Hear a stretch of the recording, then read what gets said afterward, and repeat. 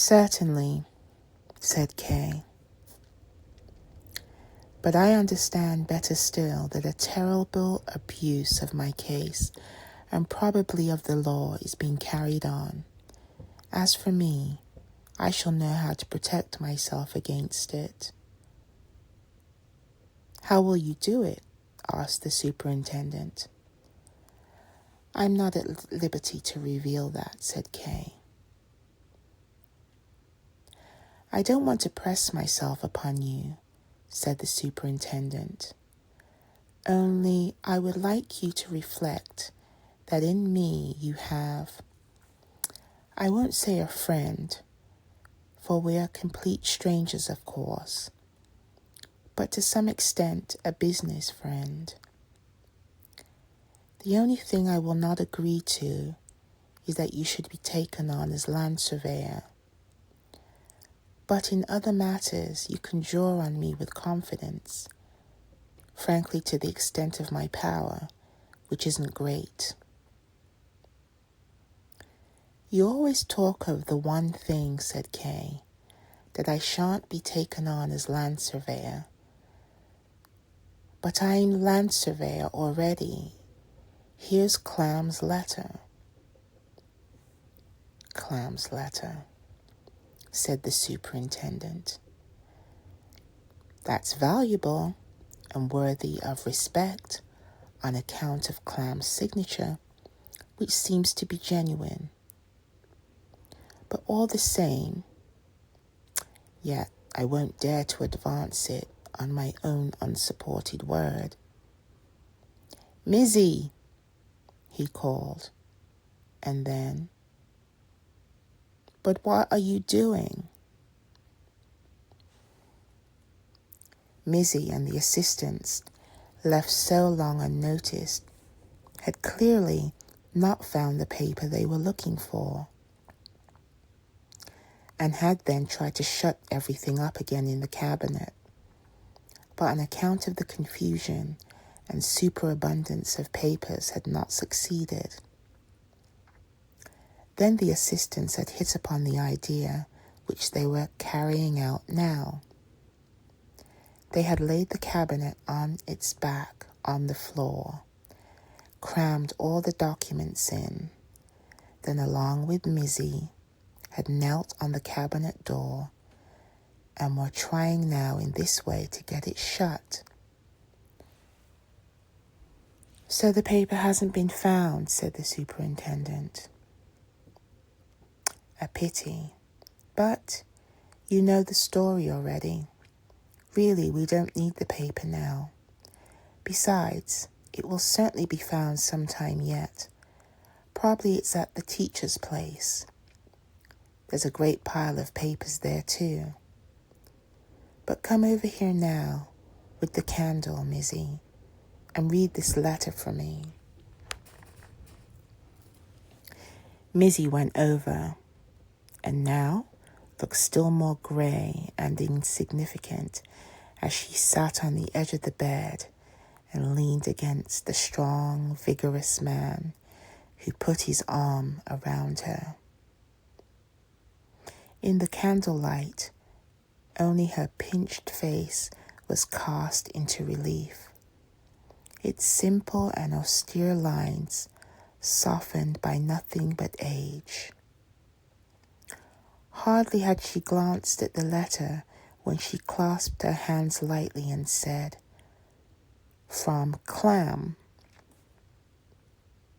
Then they read the letter together, whispered for a moment, and at last, just as the assistants gave a hurrah, for they had finally got the cabinet door shut, which earned them a look of silent gratitude from Mizzy. The superintendent said, "Mizzy is quite of my opinion, and now I am at liberty to express it. This letter is in no sense an official letter, only a private letter. That can be clearly seen in the very mode of address. My dear Sir, Moreover, there isn't a single word in it showing that you've been taken on as land surveyor. On the contrary, it's all about state service in general, and even that is not absolutely guaranteed. As you know, that is the task of proving that you are taken on is laid on you. Finally, you are officially and expressly referred to me, the superintendent, as your immediate superior for more detailed information, which, indeed, has in great part been given already. To anyone who knows how to read official communications and consequently knows still better how to read unofficial letters, all this is only too clear. That you, a stranger, don't know, it doesn't surprise me. In general, the letter means nothing more than that Clam intends to take a personal interest in you if you should be taken into the state service. Superintendent, said Kay, you interpret the letter so well that nothing remains of it but a signature on a blank sheet of paper. Don't you see that in doing this, you depreciate Clam's name, which you pretend to respect? You've misunderstood me, said the superintendent. I don't misconstrue the meaning of the letter. My reading of it doesn't disparage it. On the contrary, a private letter from Clam has naturally far more significance than an official letter, but it hasn't precisely the kind of significance that you attach to it. Do you know Schwarzer? Asked Kay. No, replied the superintendent. Perhaps you know him, Mizzy. You don't know him either? No, we don't know him. That's strange, said Kay.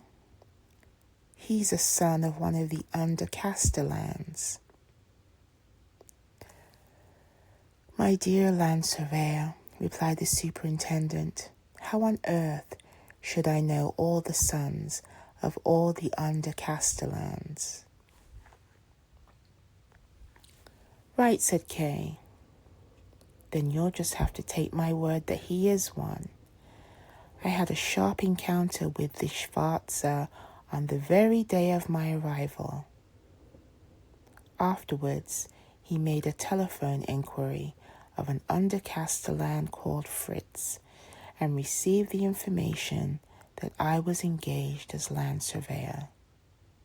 How do you explain that, superintendent? Very simply, replied the superintendent. You haven't once, up till now, come into real contact with our authorities. All those contacts of yours have been illusory, but owing to your ignorance of the circumstances, you take them to be real. And as for the telephone, as you see, in my place, though I've certainly enough to do with the authorities, there's no telephone. In inns and such like places, it may be of real use, as much use as, say, a penny in the slot musical instrument. But it's nothing more than that. Have you ever telephoned here? Yes? Well, then perhaps you'll understand what I say. In the castle, the telephone works beautifully, of course. I've been told it's going there all the time. That naturally speeds up the work